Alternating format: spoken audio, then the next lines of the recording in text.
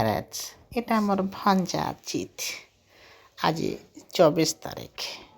picnic ଯିବେ ତାକର coaching ଥରରୁ ସେଥିର୍ଲାଗି ସେ ବାବୁ 3 ବଜେନ ଉଠିକରି ସଜବାଜ ହେଲେ କେବେ 7 ବଜେ ଟ୍ୟୁସନ୍ ଥିଲେ ବି ଉଠାବାକେ ପଡ଼୍ସି ସେ ବାବୁକେ କେତେ ଟାଇଲ୍ ଦେଖୁଛ କାଁ ଫୁଲ୍ ମସ୍ତିରେ ଯିବାର୍ ମୁଡ଼ା ସେ ବାବୁ ରାତି ସାରା ଶୋଇବାର୍ ନାଇଁ ଏଇଟା ମୋତେ ଉଠା କରି ନଉଛନ୍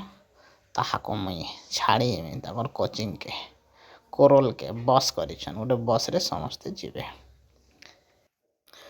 କୋଚିଂ ମାଷ୍ଟର ମାନେ କହିଛନ୍ ଯେ 5 ବଜେ ତକ ସବେ ଆସ ବୋଲିକରି ହେଲେ ସେ ବାବୁ 3 ବଜେନୁ ମୋତେ ହରବର ଅଛନ୍ ଚାଲ ମାମା ଚାଲ 4 ବଜେ ତକ ପହଞ୍ଚିଲେ ଯା କର ବୋଲିକରି ଆମେ ଅନ୍ଧାରେ ଯାଉଛୁ ଦୁଇ ମା ମଞ୍ଜା ଶୀତେ ଜ୍ୟାକେଟ୍ ଫ୍ୟାକେଟ୍ ମୁହଁ କପଡ଼ା କୁପଡ଼ି ଗୁରେ ଗୁରା ହେଇକରି ବହୁତ ଥଣ୍ଡା ଲାଗୁଛେ ମୋର ଭଞ୍ଜାର ଖୁସି କହିଲେ ନି ସରେ ନ ପହଲା ହେଇଯିବେ ବାହାରକେ ବସ୍ରେ ସାମାନଙ୍କର ସାଙ୍ଗେ ରାତି ରାସ୍ତାରେ ଯାଉଛୁ ଆମର ଗାଁନୁ ମେରୁଲକେ ବାହାରବାର୍ ଲାଗି କଞ୍ଚା ରାସ୍ତା ଅଛି କୁରୁଲ ଜହନି 10-15 ମିନିଟ୍ ଲାଗ୍ସି ଆମର ଗାଁନୁ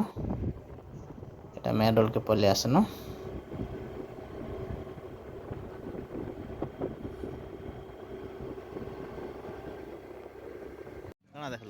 ଗାଡ଼ି ପାଖକେ ପହଞ୍ଚି ଯାଇଛୁ ତାଙ୍କର ଗାଡ଼ି ଲାଗିଛି ଛୁଆମାନେ ବି ଅଧା ଆସିଛନ୍ତି ଏଇଟା ମୋର ଭଞ୍ଜା ହାଏ ହାଏ ବାଏ ବାଏ କରି ଭିତରକୁ ଯିବାର ଲାଗି ପୋଷ୍ଟ ଦେଉଛନ୍ ଛୁଆମାନେ ବି ଆସିଛନ୍ କିଛି ନେଲେ 40-50ଟା ଛୁଆ ପିଲା ଯିବେ ଟିଚରମାନଙ୍କ ସାଙ୍ଗେ ହୀରାକୁଦ ସମ୍ବଲପୁରକେ ମାନେ ପିକନିକ୍ କରି ଯିବେ ତାଙ୍କର ଗାଡ଼ି ଛାଡ଼ିଲା ଟାଇମ୍ ହେଲାନ ତାକୁ ଟିକେ ବାଏ କରିଦେବାର୍ ଲାଗି ଆମେ ସମସ୍ତେ ଗାର୍ଡିଆନ୍ ମାନେ ସାଇଡ଼୍ରେ ଅଛୁ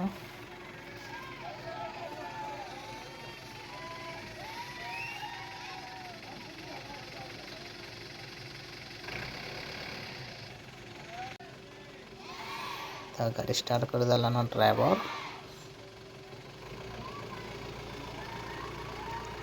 happy journey happy picnic day छुआ मैंने bye bye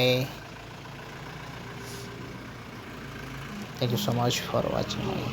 video thank you so much